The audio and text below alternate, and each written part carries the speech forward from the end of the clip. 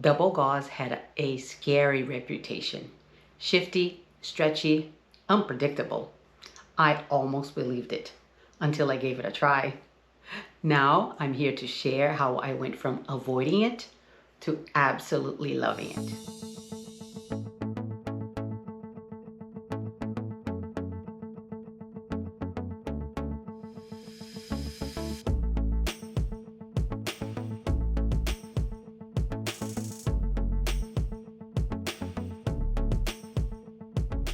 Hi everyone, my name is Karen and this is my channel KGFL Creations.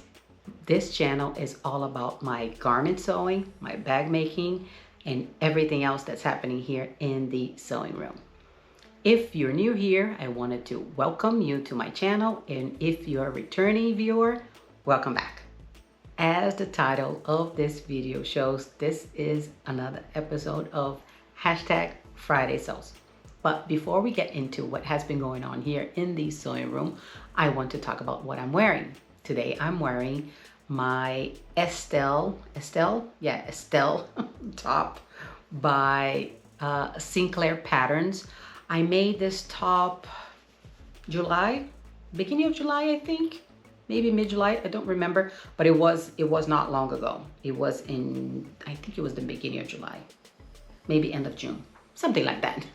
As soon as it came out, I bought the pattern and I made this top. Nice and pretty. I did wear this to work today.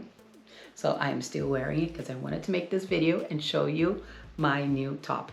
It was actually a bit windy today, and as I was walking to my car, this thing here was flying and coming up, and I would go down and it would fly up. I was fighting with my little ruffle here. So but now let's get into what has been going on here in the sewing room. Last week, I shared my make number 5 for the summertime edition of the Fabric Wheel of Fate, which was the Gilbert top by Helen's Closet. I made it in a double gauze fabric.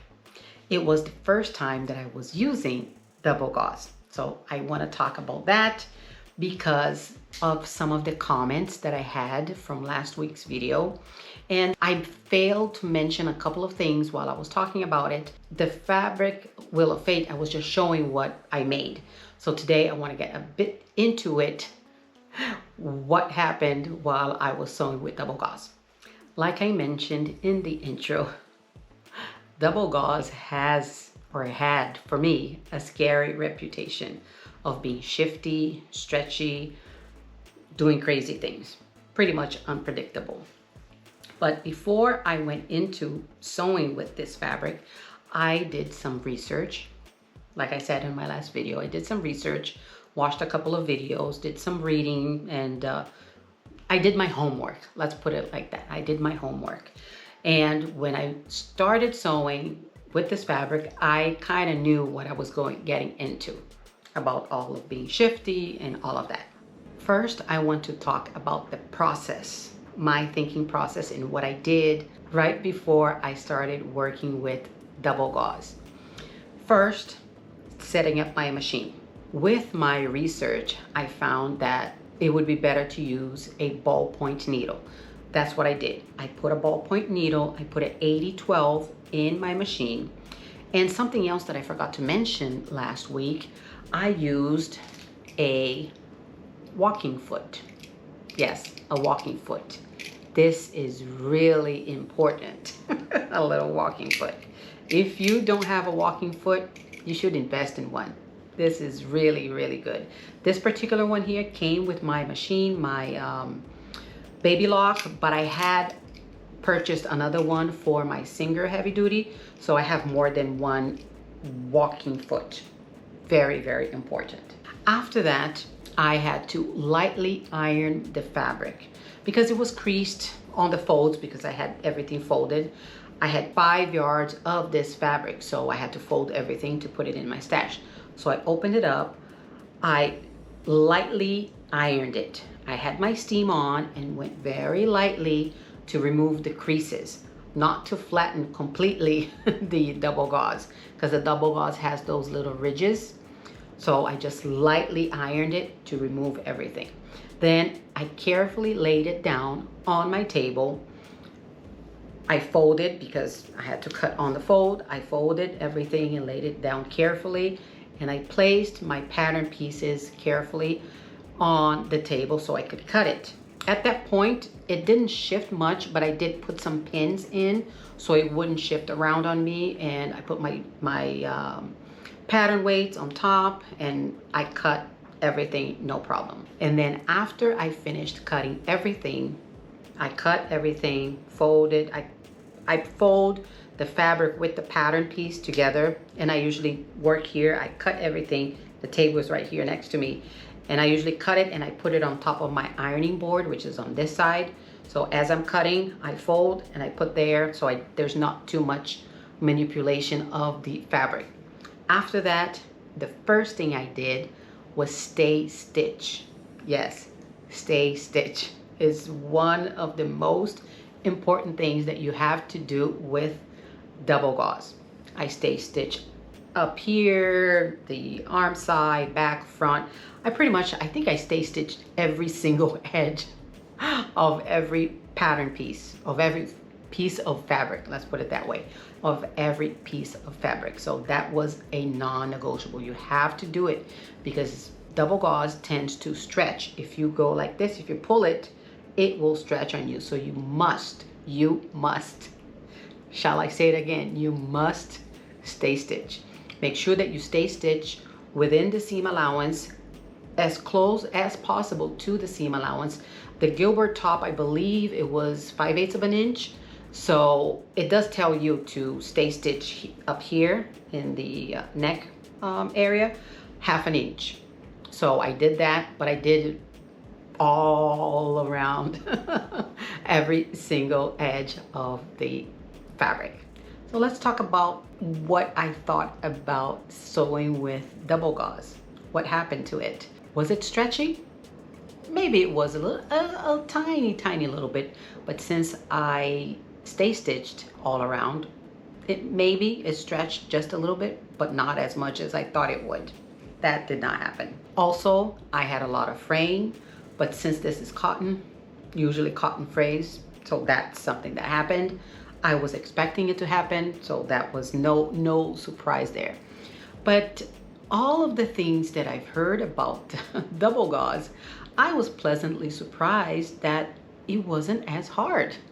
I don't know if it was because I did all of my homework. I did everything that I was supposed to, everything that I did read from my homework that I did. So I didn't think it was that bad. Actually, I was surprised at how quickly everything turned out. Everything matched. All my notches matched. I had no problems. I had no troubles with it. But again, because I did everything that I was supposed to do, how I treated the fabric with the intention of it not to be stretchy or shifty or unpredictable. Now, I know you saw this last week.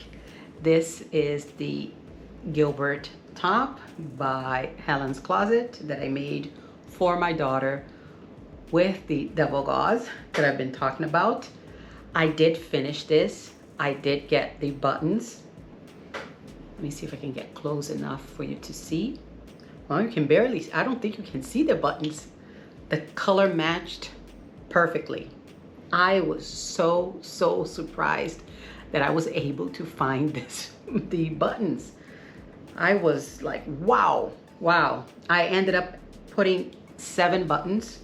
Maybe it was a bit too much, but since I had marked the top here and where the apex was, the high point of the bust, that's where she wanted a button. That's where we have all the openings, right? Where it opens.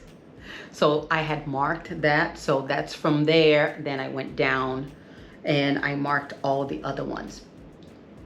Turned out really good. She did wear it out. We did go out last weekend, and I don't know if you can see here the marking where she put the belt. She did put it inside. She did wear it with the skirt. She looked so pretty. She put it on, she tucked it in, and she did put a belt on. One of those elasticized belts that with the buckle up front and it's all the elastic all around. So she did put it, and she looked really good. The length of the sleeve fit her perfectly. I was really surprised. I was really surprised at how this turned out. I really like it. I can tell you that. I really like it. This fabric is so soft. I did ask her to tell me how she felt about it. She did say that she felt good, but she did wear it for about 2 hours because we only went out to dinner, and it wasn't enough. But she did tell me that she's going to wear this to work Friday, which is tomorrow. It's casual Friday, so she can wear something a bit more casual. I don't know if she's gonna wear it with the skirt. Maybe she will with the skirt, and then she's gonna tell me how it feels for the whole day, because it's hot during the day. We went out at night for dinner, and it wasn't that warm, but during the day, even though she works in an office, there's AC in the office. But she said that she was going to let me know how it felt. Then I will tell you what she tells me. I found the buttons. I don't know if you're gonna be able to see it. I found the buttons, because I bought this package here. Each packet had 2 little buttons. And I went to a store called S&S Fabrics, which is about 35-40 minutes away from me. It's a bit far. Let me scoot back where I was before. It is out there. It's a nice place. I remember that they had a lot of buttons because the last time that I went there, I told my daughter, she was with me. I said, oh, if I need buttons, I know where to come, because they had like 3 racks that you go around and full of buttons from top all the way to the bottom. And I remember saying, if I need buttons, now that we don't have Joann's anymore, I know that I have to come here to get buttons. So that's what I did last Friday. I left work. It was about 4:30, because on Fridays we leave a little bit early, and I decided to go there. It took me a while because it was rush hour. It took me a while to get there. But as soon as I got there, I was looking through the buttons and I was like, wow, I cannot believe it. Because I did take a piece of the fabric with me. I mean, not this whole piece, it was a smaller piece. But I did find the buttons, and I bought 8. Actually, I bought 4 packages because it has 2 each. And this is a 1/4 inch. Is it a 1/4 inch? Let me put my glasses so I can read here. 18 millimeter, yes, 11/16. So it's a 3/4 inch button, and it says the brand is Dill Buttons, and it's made in Germany. I had never seen these nice buttons. It was 60 cents each little package. Not that bad. I don't think that's expensive, but this was good. And for me to mark, remember I had the top, and then the next one I had 2 markings for the buttons. Then I used this little contraption here. This guy here, where you, I used this to mark all the other 5 spots. I was going to do 6 buttons, but then at the end, it was going to be a bit too much at the end. I'm like, do I put 1? I'm like, yeah, I had 8 buttons. So I put 7 and I have 1 left over. If something happens, I have more buttons. So all of the comments from last week's video, a lot of people said that they make pajamas out of double gauze. And I wonder if I should make pajamas out of the 3 1/4 yards of fabric that I have. I wonder. I don't know. I don't know if I'll make a top for me. Maybe I'll be twins with my daughter. Because this is so soft. So soft. But let's talk about the key takeaways from sewing with double gauze. First, you must press lightly. Don't press it too hard, because you just crush the whole thing and it will just stretch out. And yeah, when you wash it, it will go back. I'm pretty sure when we wash this, it will shrink a little bit, but as you wear it, it should just relax and conform with your body, because this is cotton. Yeah, it is cotton. Also, ballpoint needle, jersey. jersey, ballpoint. Yes, that was a massive tip that I got out of the a YouTube video by, forgot her name. So Haley Jane. Yes, that was really, really good. Also, using a walking foot helps a lot with the stretchiness. A walking foot is, I would say, 80% needed if you want to make sure that everything goes okay. And the last one that you must do is stay stitching. Stay stitching is non-negotiable. It's a must. If you want your garment to look good, like mine does, stay stitching is a must. I will say it again. Stay stitching is a must. Now let's get into what has been going on here in the sewing room other than my top. I'm looking at it here. It's right in front of me. Usually I put it on my tripod and I'm looking at it and it's so, so pretty. So I just wanted to leave it here. I have started on the last fabric for the summertime edition of the Fabric Wheel of Fate. I have cut everything. I had started sewing, but I kind of ran out of fabric, thread. As you can see, I think you can see it back there. My serger has black thread. The whole thing has black thread. But the thread that I ran out is for the my actual sewing machine, the one that I was sewing with. I placed an order with Wawak with some things, some other thread and some other things, some things that I needed to order. I was looking through it and I was thinking, okay, I would add it to my cart and just leave it there. Add it to the cart and leave it there. And now that I really needed this thread and I wanted to buy Gooderman thread, that's the brand that I wanted to buy. So I went there and I ordered it. It reached 100, so I can get the free shipping. Yeah. So that is arriving, actually it's arriving tomorrow. So I can go back to sewing my garment, the last garment, which is the black linen blend that I got from Joanne. So that will be going on this weekend, and yeah, I will show it to you on the next video. Now let's talk about the plans that I have for this weekend and for the week ahead. This weekend, I need to work on my linen blend garment that I'm going to make for the last fabric for the Fabric Wheel of Fate. And that's it. Then that Wheel of Fate will be finished and I'll be done with that. So that is good. That is the plan for this weekend. I need to finish that because there's something else coming up in September. Yes, I guess you guys know what I'm going to tell you. Project Dress a Girl starts in September and it's right around the corner. Yeah, right around the corner. So we'll be talking about that a little bit later in the month, but yeah, that is coming. Now let's talk about life. There's not much going on. I've been busy. Not only here in the sewing room every week. Last weekend, I had to do a lot of things with my husband, things around the house, go out shopping, you know, things that we have to do, that you have to do. I wish I didn't have to do it so I can stay here and sew, but yeah, life does get in the way. One thing that I forgot to mention last week, well, last week was the Fabric Wheel of Fate. It was not a regular Friday Sews. I did not mention that June, the person that won the $50 gift card, she did email me and she did tell me which pattern company she wanted to get the gift card, and she chose Closet Core Patterns.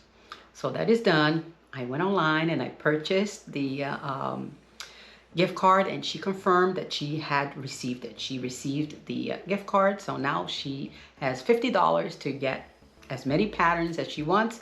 I don't know how many patterns you can get. If you can get a sale, you can get a few patterns with 50 bucks.